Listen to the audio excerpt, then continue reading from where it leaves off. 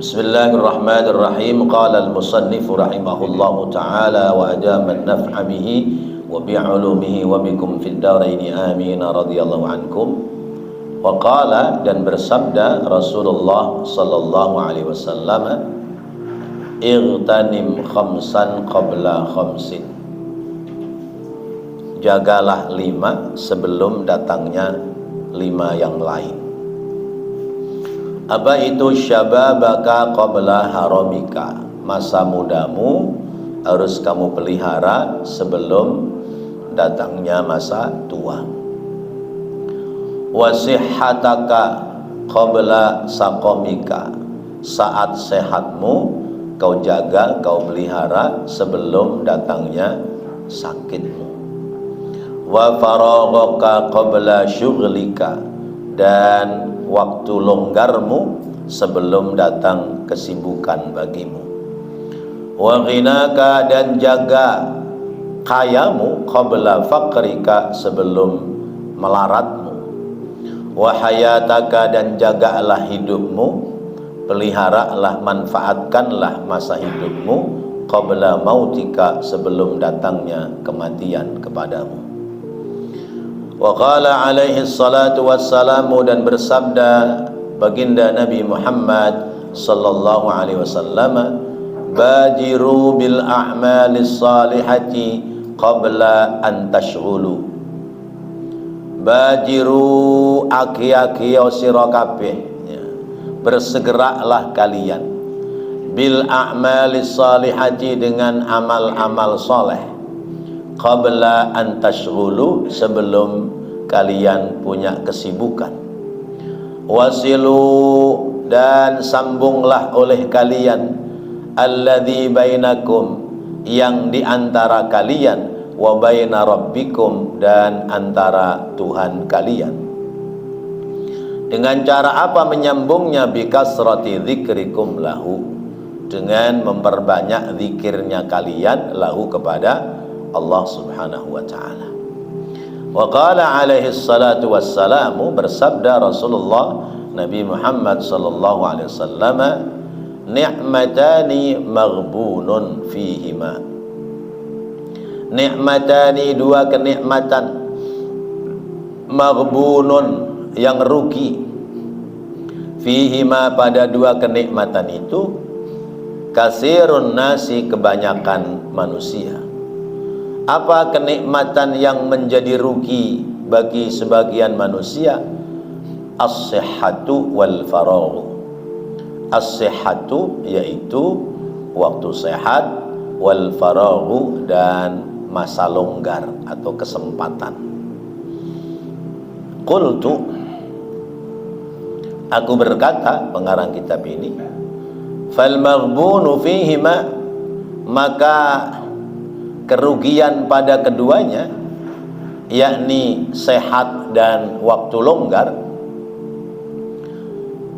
man utihima, siapa orang yang diberikan kepada keduanya, fa'asha, lalu dia hidup sahihan, sehat, farighan, banyak kesempatan, yunfiku, memanfaatkan, ya, yunfiku mana asalnya nafaqah, ya, membelanjakan kesehatan dan kesempatan, hanya mempergunakan sihhatahu, kesehatannya, wa faraghahu, dan kesempatannya, fil ghafalati, dalam kealpaan, wal batolati, dan melakukan hal-hal yang batil. Au fi makna, au fi mu'anatil ashghali, atau kesempatan waktu sehat dan kesempatan itu dipergunakan untuk sibuk ad-dunyawiyati, tentang urusan-urusan duniawi, al-malhiyati, yang melalaikan an dzikrillahi, dari berzikir kepada Allah, wa anil a'mali salihati, dan melalaikan dari amal-amal saleh. Wa innama, dan sesungguhnya, yastabinu, diberikan jalan atau menjadi jalan, lahu, baginya, annahu, bahwasanya ia, orang yang istighal dengan duniawiyah, sibuk dengan duniawi, maghbunun, rugi, ba'dal mauti, utamanya sesudah mati. Hina yu'ayinu, ketika dia membuktikan ma fatahu, apa-apa yang telah melewati padanya, minad darajatil ula, dari derajat yang mulia, derajat yang tinggi, allati law anfaqa, yang apabila dia memanfaatkan waktunya, fi talabiha, untuk memperolehnya, sihhatahu wa faraghahu, kesehatannya dan kesempatannya, lana laha, maka pasti akan memperoleh pada darajatul ula. Bapak dan Ibu yang dirahmati Allah, kita ini diberikan hidup oleh Allah. Yang ngasih hidup Allah, yang ngasih mati Allah, yang menghidupkan Allah, yang mematikan Allah, yang mensehatkan Allah, yang menjadikan sakit Allah, yang ngasih rizki, yang ngurangin rizki Allah. Ya udah, serahin aja sama Allah. Ya. Kalau kita sudah tahu bahwa semua itu gerakan kita adalah urusan Allah, maka hidup ini serahin saja sama Allah. Tapi ikhtiar enggak? Apa pasrah doang? Ikhtiar. Ya, kudu ada ikhtiar. Kalau orang enggak ada ikhtiarnya, tahu-tahu pasrah sama Allah, ya salah ya. Ya Allah, saya pasrah dah, kalau memang sudah takdirnya kaya, ya kaya. Enggak bisa. Bagaimana mau kaya kalau tidak mau usaha? Karena itu jaga 5 sebelum datangnya 5. Pertama, masa muda sebelum masa tua. Orang nggak tahu betapa pentingnya waktu muda kecuali dia sudah tua. Sudah tua baru nyesel. Iya ya, dulu bapak saya maksa-maksa saya suruh ngaji, suruh belajar, suruh sekolah, bahkan dipaksa-paksa suruh ke pesantren. Sayanya aja yang bandel, ngaji ogah, sekolah malas-malesan, apalagi ke pesantren. Begitu sudah tua baru berasa, ya Allah, iya ya, coba dulu saya nurut sama bapak saya, mungkin sekarang nggak begini nasib saya, ya kan begitu. Maka masa muda harus kita jaga, kita rawat, kita manfaatkan kepada hal-hal yang baik. Kalau orang mudanya itu seneng-seneng doangan, ya, mudanya itu yang dicari adalah kesenangan, mencelok sana, mencelok sini, ya, perempuan sono, perempuan sini, ya, misalnya begitu. Itu nanti tuaan dikit udah loyo dia. Nah, tidak sekedar loyo badan, tapi juga loyo ekonomi. Ya. Mau sekuat apapun, ya, kalau masa mudanya tidak berakit-rakit ke hulu, ya, tidak susah-susah dahulu, ya, tidak sakit-sakit dahulu, susah-susah dahulu, maka tidak akan mendapati senang-senang kemudian. Kalau bersenang-senang dahulu, nanti tuanya ya tinggal letoy udah. Ya. Ya.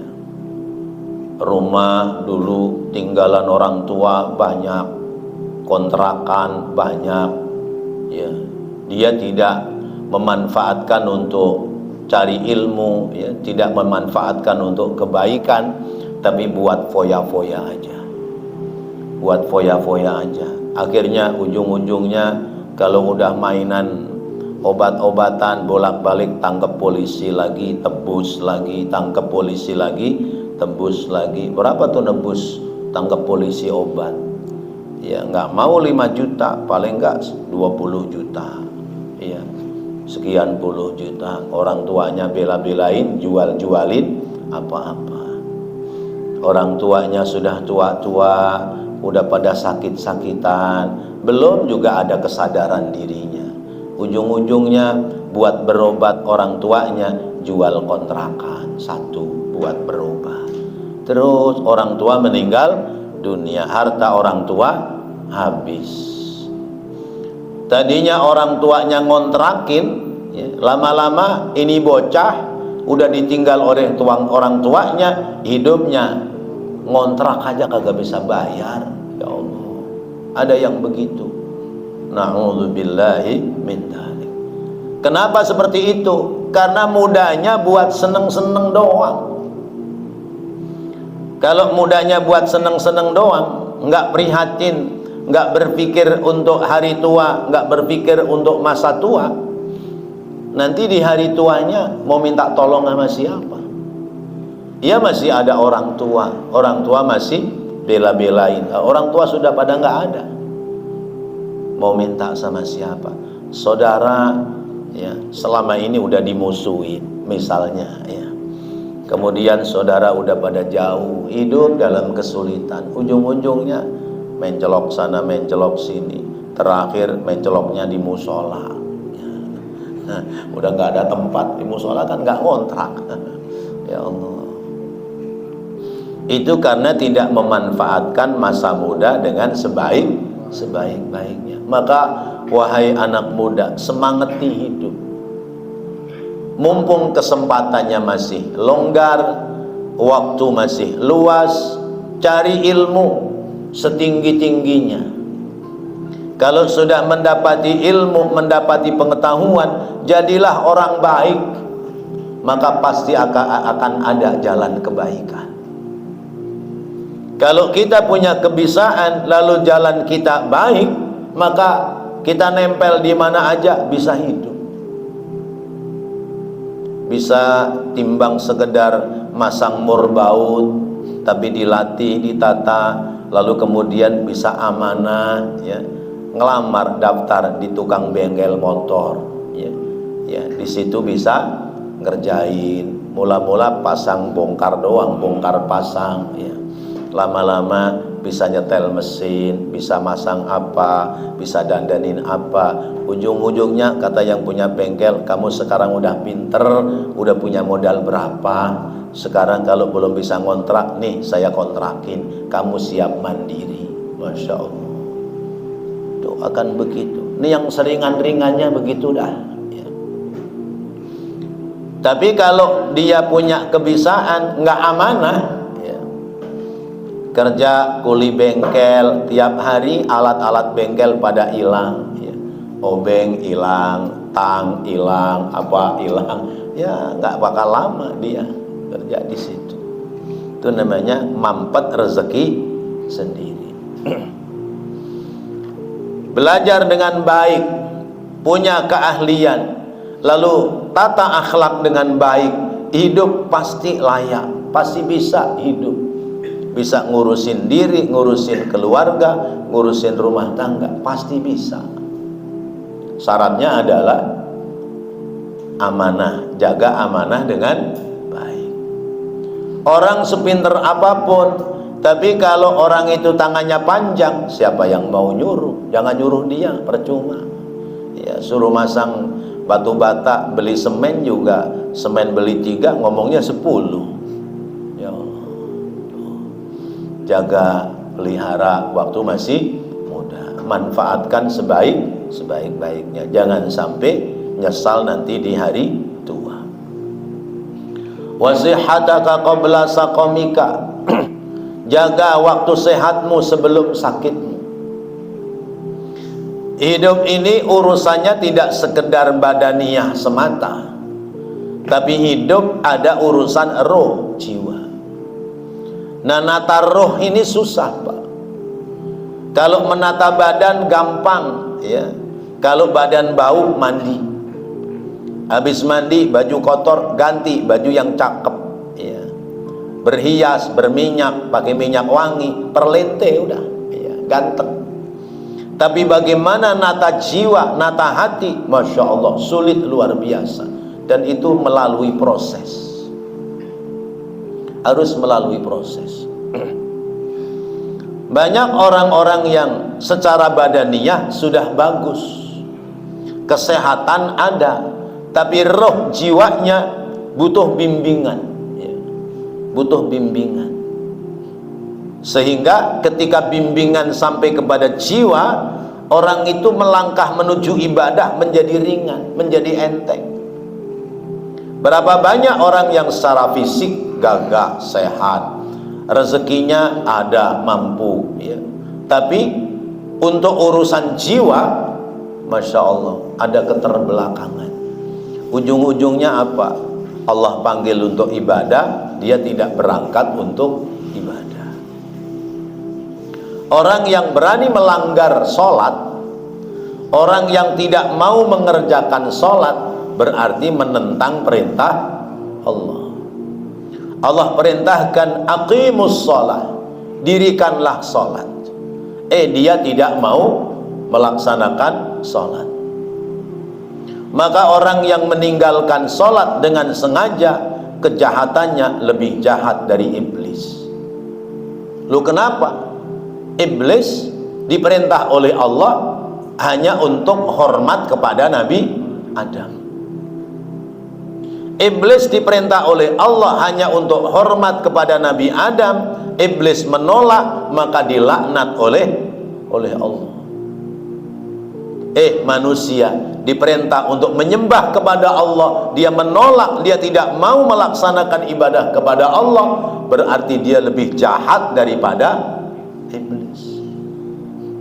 Iblis menolaknya karena suruh hormat sama Nabi Adam. Sementara orang yang membangkang, berani meninggalkan sholat dengan sengaja, berarti menolak perintah Allah untuk menyembah kepada Allah. Kalau begitu jahat mana?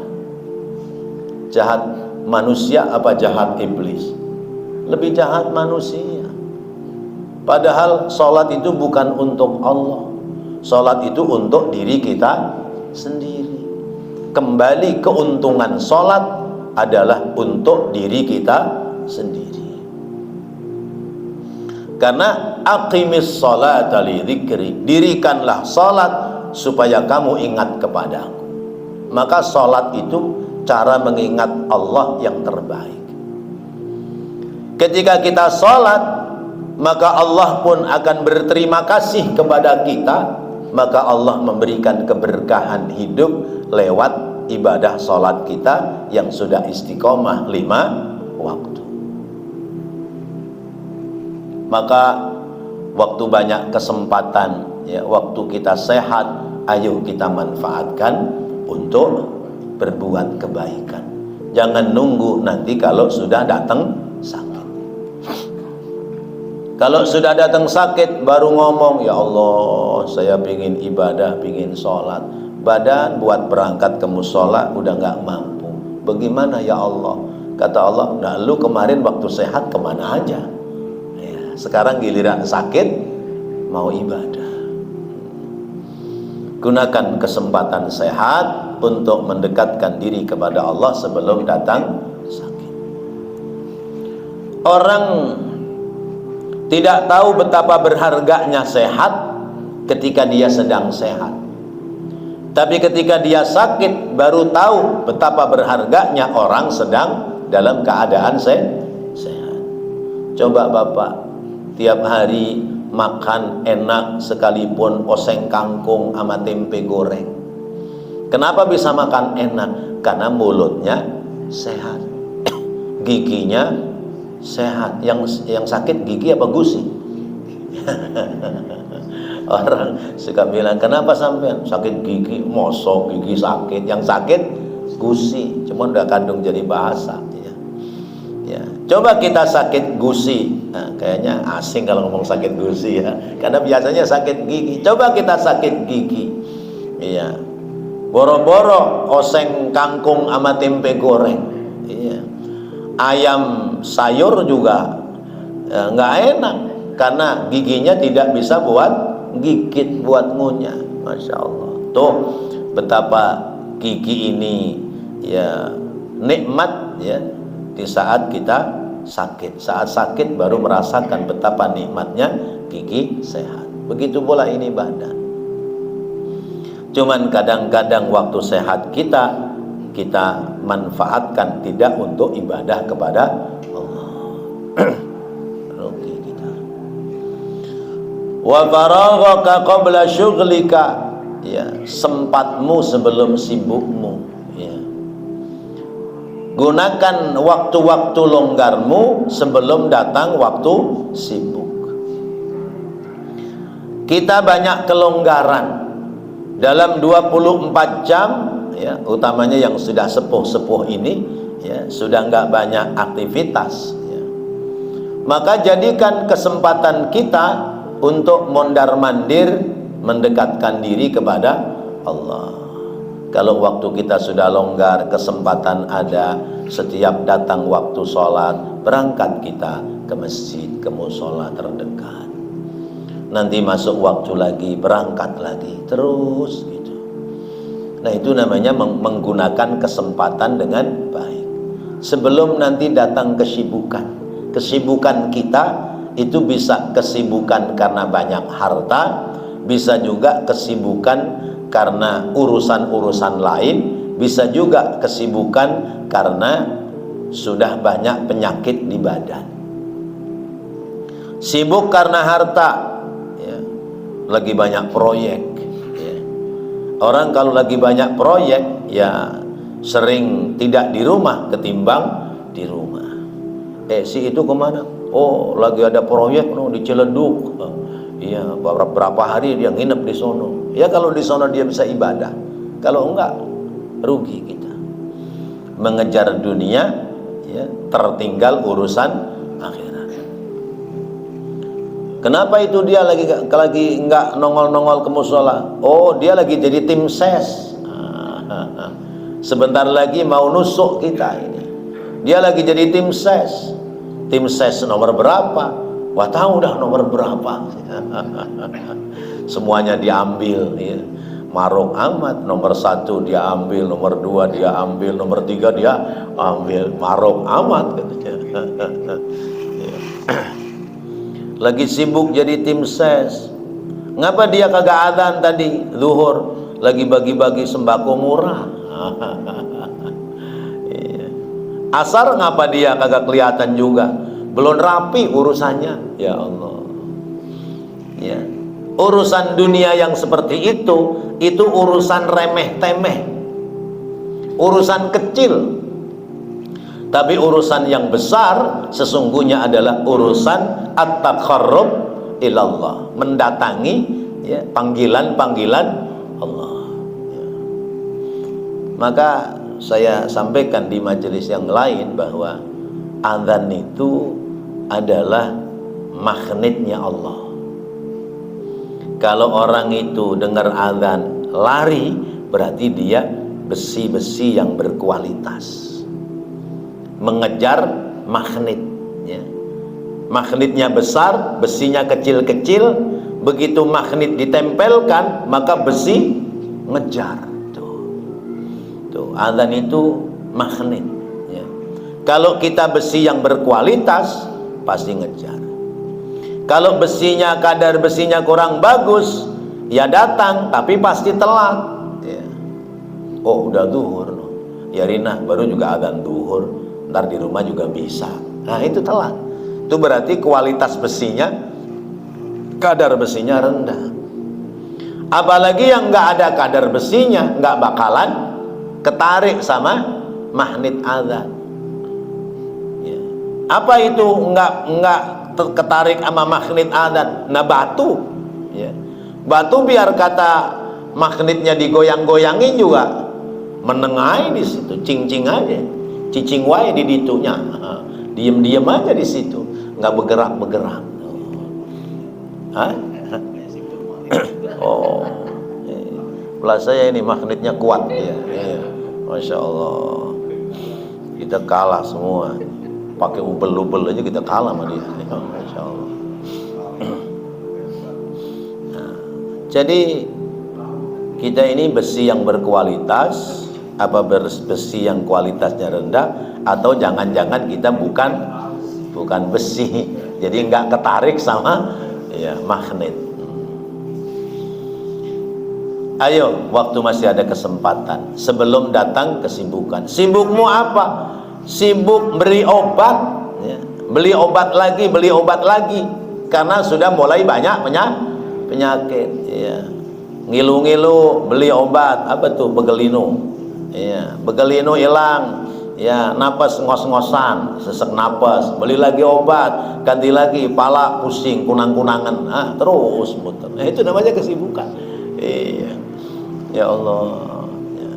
Maka sebelum kesibukanmu datang, ayo manfaatkan sebaik-baik. Wa ghinaka qabla faqrika, masa kemampuanmu ada rezeki sebelum dalam kesulitan dan kesusahan. Sampai yang terakhir, wahayataka qabla mautika, waktu hidup manfaatkan sebaik-baiknya sebelum datang kematian. Orang tidak tahu betapa manfaatnya hidup kecuali dia sudah mati. Kalau sudah mati baru berasa, iya ya, ngapa dulu saya nggak ikut teman-teman ibadah, teman-teman pada ngaji, ya, teman pada ngaji saya kongko, ya begini nih jadinya dah, udah nggak bisa balik lagi mana, ya ke dunia, ya mana sudah nggak bisa balik ke dunia, ya, sementara modalnya pas-pasan begini, ya udah, itulah penyesalan. Maka kata Rasulullah, badiru bil a'malis salihah, ayo kejar terus untuk beramal amal kebaikan, ya. Kejar untuk beramal kebaikan qabla an tashghulu, sebelum kamu sibuk dengan urusan-urusan yang lain. Wasilul ladzi bainakum wa baina rabbikum bikasrati dzikrikum lahu, dan sambung dirimu dengan Allah lewat apa? Kasratul dzikri, perbanyak berzikir kepada Allah. Nah, ini mengasah jiwa supaya ada taqarrub ilallah, itu banyak-banyak berzikir.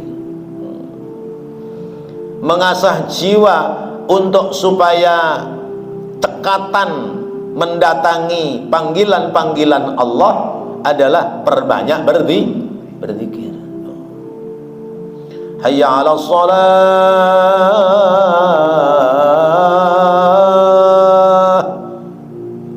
klepat tinggal jalan. Nah, ini yang begini ini kalau jiwanya belum terlatih susah, Pak. Jangankan kerjaan-kerjaan yang menghasilkan keuntungan, sedang nyantai saja orang nggak bakal bubar dari santai. Sekedar kongko di pinggir jalan, kongko di perapatan, begitu dengar hayya 'alas shalah, orang pada jalan ini. Orang pada jalan. Sampai sholat rapi, zikir rapi, doa rapi, sampai doa konten rapi, sallallahu ala Muhammad sallallahu alaihi wasallam, salaman rapi, ba'diyah rapi, orang pulang masih kongko juga di situ. Ada? Nggak ada, di sini nggak ada, di sini. Ya, nggak ada. Ya. Tanpa ada rasa malu atau rasa kecewa karena tertinggal teman-teman yang pada semangat ibadah. Kenapa begitu? Ruhnya, jiwanya belum ada sentuhan getaran-getaran panggilan Allah. Ya Allah. Siapa yang begitu? Bisa jadi kita, bukan orang lain. Gak mau ngatain orang sih kita, ya.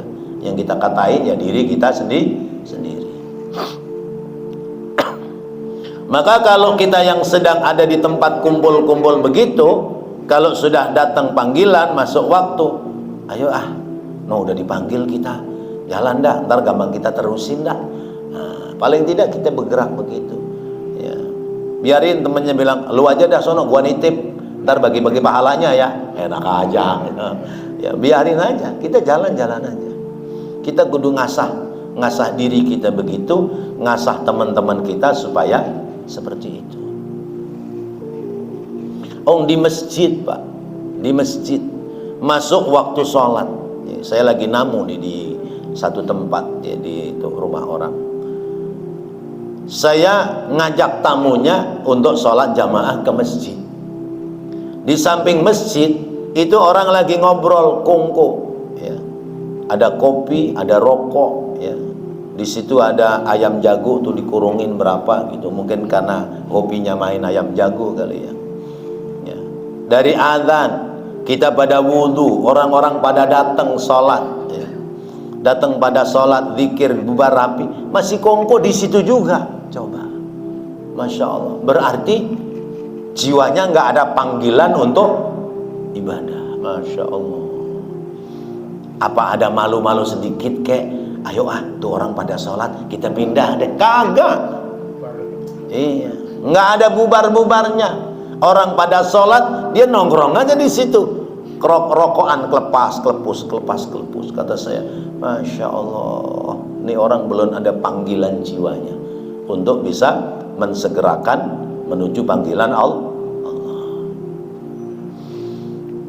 Nah, ini contoh-contoh seperti ini kadang-kadang ya bukan orang lain sih, kadang-kadang kita yang seperti itu.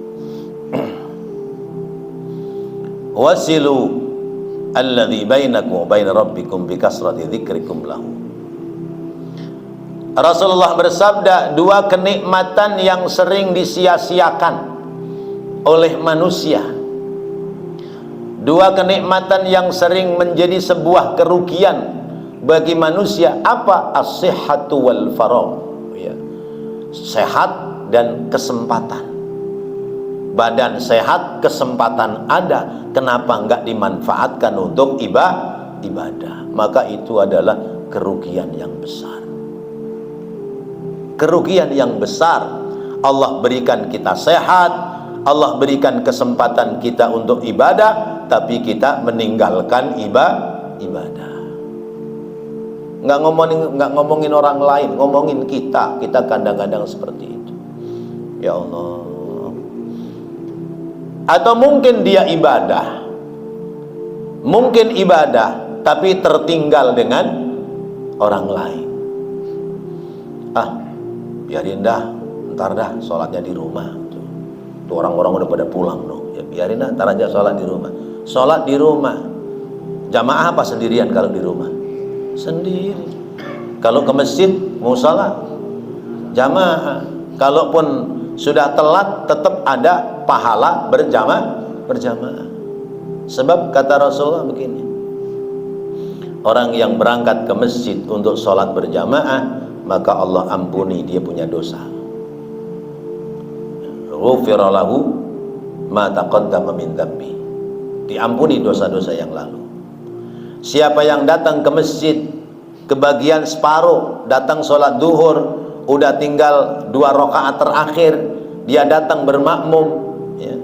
2 rakaat pertama udah tertinggal, begitu imam salam dia nyambung lagi 2 rakaat, maka kata Rasulullah, kadzalik, dia masih dapat bagian ghufira lahu ma taqaddama min dzambi, diampuni dia punya dosa. Dia datang ke masjid, orang udah bubar sholat, dia sholat sendiri, ya, maka sama, dia tetap mendapati ampunan Allah, karena niatnya jalan ke masjid adalah buat sholat berjamaah. Nah, dua kenikmatan ini sering disia-siakan oleh kita.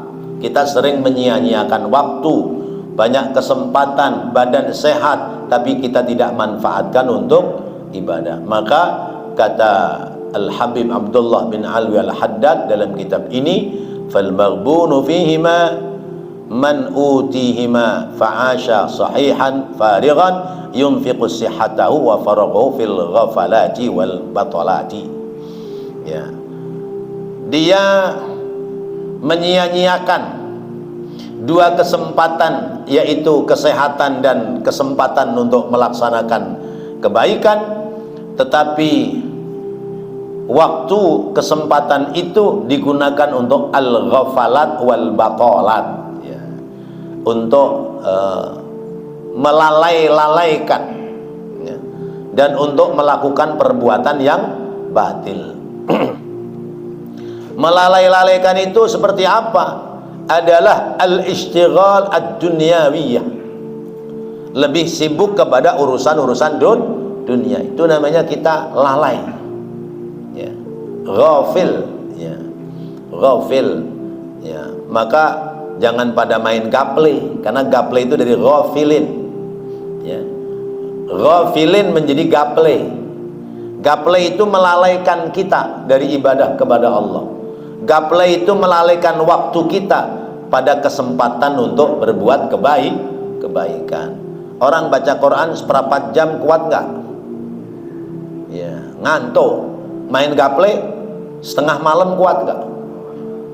Peletak, pletek, orang pada tidur ya pletek ya. Mana mulutnya jelek lagi, mampus, modar, itu dah yang keluar. Ya Allah. Nah itu maka ghafil, ya, ghafalat, ya. Atau ya asik dengan HP-nya, ya. Waktu mestinya untuk istirahat, kesempatan untuk istirahat jam 10 sudah, jam 10 kemalaman sebetulnya untuk istirahat, ya. Jam 9 udah keperaduan, sudah sampai di tempat tidur, tapi tangan masih pegang HP, ya. Dibuka YouTube, buka Facebook, buka WA, buka apa, begitu nengok jam, ya Allah, udah setengah 12. Berarti ghafil. Ya. Al-ghafalat, lalai kita, ya, lalai dengan apa tadi? Istighalud duniawiyah, sibuk dengan urusan-urusan duniawi. Padahal kalau nggak main-main HP rugi nggak? Enggak. Kalau main-main HP ada untungnya nggak? Nggak ada untungnya, ya. Kecuali hal-hal yang penting, ya. Pegang HP mau tidur tapi yang dibuka murattal, atau kita buka Al-Quran, kita baca supaya nggak ngambil Al-Quran, kita ambil dah tuh Quran yang ada di HP. Tapi kan jarang yang begitu. Yang ditonton, yang dilihat ya yang aneh-aneh, yang nyeleneh ya. Kucing kawin ditonton, ya. Itu burung kawin ditonton, ya. Ntar ketemu iklannya perempuan cakep, dilihat, ditonton lagi, ya. Masya Allah. Siapa yang begitu? Kita, bukan orang lain. Maka ngaji itu ngingetin diri kita sendiri. Yang kedua, ya, yunfiqu sihhatahu wa faraghahu al-batalat, ya. Ya, waktu sehat dan kesempatan itu digunakan untuk hal-hal yang batil. Yaitu sekelas kita punya HP, di HP yang ngajak ibadah ada nggak? Yang ngajak maksiat ada nggak? Di HP yang ngajak ibadah ada? Ada. Yang ngajak maksiat banyak. Itu namanya al-batalat, ya. Apalagi teman-teman yang geblek, ya. Ya. Giliran ngirim video, dipikir video nasihat ceramah, nggak taunya video begitu-begituan. Itu kan namanya ya batalat, ya. Hal-hal yang batil. Masya Allah. Nah, kita kadang sibuk dengan seperti itu. Maka supaya kita tidak rugi, jangan kita lewatkan kesempatan yang diberikan oleh Allah supaya kita memperoleh ad-darajatul ula, derajat pangkat yang tinggi di sisi Allah Subhanahu wa taala. Kalau kita bisa memanage diri kita, mengatur waktu dan kesempatan kita untuk kita isi dengan ibadah, maka kita akan analaha, kita akan memperoleh, ya, memperoleh darajatul ula. Tapi kalau kesempatan dan kesehatan tidak digunakan sebagaimana mestinya, maka berarti akan sampai kepada kerugian yang besar. Wallahu a'lam bissawab. Mudah-mudahan menjadi tambahan ilmu yang bermanfaat. Amin ya Allah ya Rabbal alamin. Rabbana taqabbal minna innaka antas sami'ul alim wa tub alaina innaka antat tawwabur rahim. Rabbighfir warham wa anta khairur rahimin. Wa sallallahu ala sayyidina Muhammadin wa ala alihi wa sahbihi wa sallam. Walhamdulillahi rabbil alamin. Wassalamu